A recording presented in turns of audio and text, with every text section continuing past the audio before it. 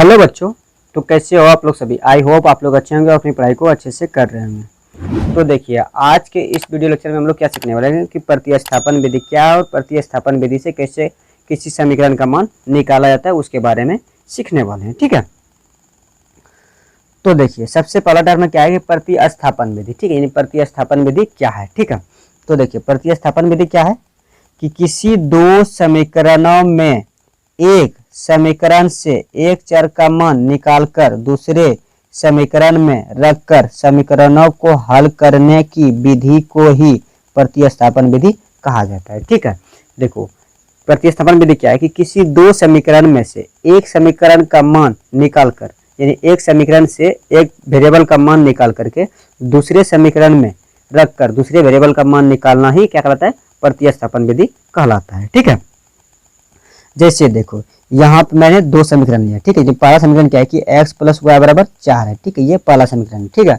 और दूसरा समीकरण क्या है कि x माइनस वाई बराबर 8 है। ठीक है, ये दूसरा समीकरण है। ठीक है, अब यहाँ जो आप x और y देख रहे हैं ये क्या है, चर है। ठीक है, यानी हम लोग क्या करते हैं कि पहले किसी एक समीकरण से चल के एक चर का मान निकालते हैं। ठीक है, और उस चर का मान दूसरे समीकरण में रख करके दूसरे चर का मान निकालते हैं। ठीक है, यानी इसी को क्या बोलता है, प्रतिस्थापन विधि। ठीक है, तो आई होप आप लोग को प्रतिस्थापन विधि क्या है वो समझ में आ गया होगा। ठीक है, अब बात रही कि सर प्रतिस्थापन विधि से कैसे किसी समीकरण से वेरिएबल का मान निकाला जाता है उसके बारे में। ठीक है, तो देखिए जैसे मैं यहाँ मैंने एक एग्जांपल लिया। ठीक है, तो पहला देखिए एग्जांपल क्या है कि x प्लस वाई बराबर 14 है। ठीक है, और दूसरा क्या है कि x माइनस वाई बराबर 4 है। ठीक है, यानी ये दो समीकरण दिया गया है हम लोग के पास में। ठीक है, तो सबसे पहले हम लोग क्या करेंगे कि हल लिखेंगे। ठीक है, अब उसके बाद देखो कि x प्लस वाई बराबर 14 जो है तो इसको क्या करेंगे, समीकरण 1 मान लेंगे। ठीक है, उसके बाद फिर देखो x माइनस वाई बराबर जो 4 है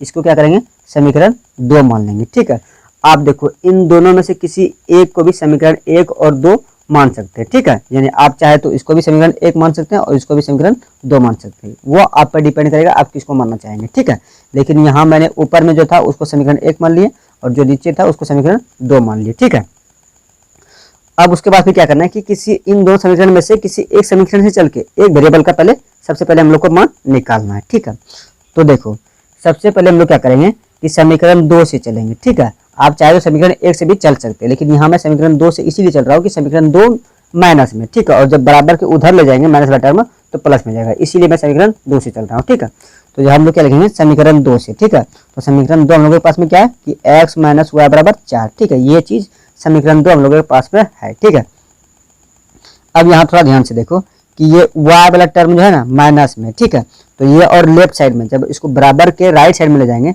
ये किस में चल जाएगा, प्लस में चल जाएगा, क्योंकि बराबर से यानी इधर से उधर करने पर साइन चेंज होता है, आप लोग जानते ही हैं। ठीक है, तो y को क्या करेंगे, बराबर के राइट साइड ले जाएंगे। ठीक है, तो देखो जब y को बराबर के राइट साइड में ले जाएंगे तो हम लोगों के पास में क्या मिल जाएगा, x बराबर 4 प्लस वाई मिल जाएगा। ठीक है, यानी ये चीज हम लोगों को मिल जाएगा। ठीक है, और इसको क्या करना है कि समीकरण 3 मान लेना है। ठीक है, अब उसके बाद देखो यहाँ हम लोग क्या किए, समीकरण 2 से चले और x का मान निकालें, इट मीन्स एक वेरिएबल का मान निकालें। ठीक है, तो अब हम लोग क्या करना है कि y का मान निकालना है, ये जो y आया इस y का मान निकालना है। ठीक है, तो यहाँ हम लोग चले किस समीकरण से, समीकरण 2 से। ठीक है, तो अब इसको समीकरण 2 में ही नहीं पुट करना, यानी x का मान समीकरण 2 में ही नहीं पुट करना। अगर समीकरण 2 में करते हैं तो पुनः हम लोग को यही चीज मिल जाएगा। ठीक है, तो इसीलिए समीकरण 2 में इसको पुट नहीं करना है, इसको किस में पुट करेंगे, तो समीकरण 1 में पुट करेंगे। ठीक है, तो आगे हम लोग क्या लिखेंगे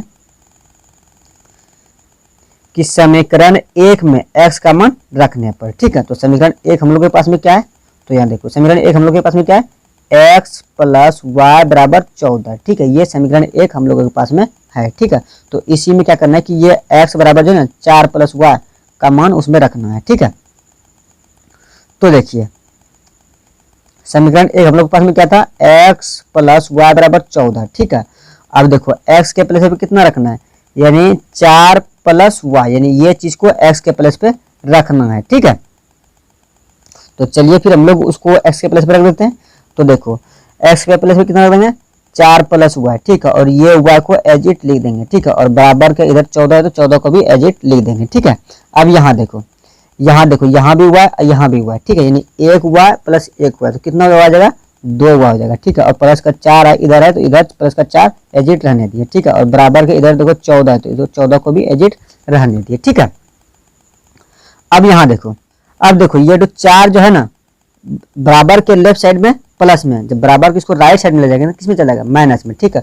तो 2y बराबर हम लोग के पास में क्या आ जाएगा, 14 माइनस 4 जाएगा, ठीक है। तो देखो 14 में 4 को घटाएंगे कितना बच जाएगा, 10 बच जाएगा, ठीक है। अब देखो लेफ्ट साइड में क्या है 2y और राइट साइड में कितना बच गया 10, ठीक है। तो देखो 2 से कट जा रहा है 10 कितना बार में, तो 5 बार में, ठीक है। तो y का मान कितना निकल गया, 5 निकल गया, ठीक है। अब देखो यहाँ हम लोग इतना तक में क्या किए, सिर्फ अभी हम लोग क्या एक वेरिएबल का मान निकाले हैं, ठीक है, जो कि है y, ठीक है।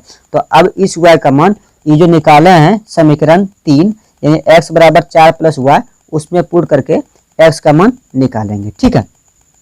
तो आगे हम लोग क्या लिखेंगे कि समीकरण 3 में y का मान रखने पर, ठीक है। तो समीकरण 3 हम लोग के पास में क्या था, x बराबर 4 प्लस y, ठीक है, यानी ये समीकरण 3 था, ठीक है। तो इसमें क्या करेंगे y के प्लस पे हम लोग क्या करेंगे 5 रख देंगे, ठीक है, y के प्लस पे 5 रख देंगे, ठीक है। तो जब y के प्लस पे 5 रखेंगे तो x का मान कितना आ जाएगा, 9 आ जाएगा, ठीक है। x का मान कितना आ गया, 9 आ गया, ठीक है।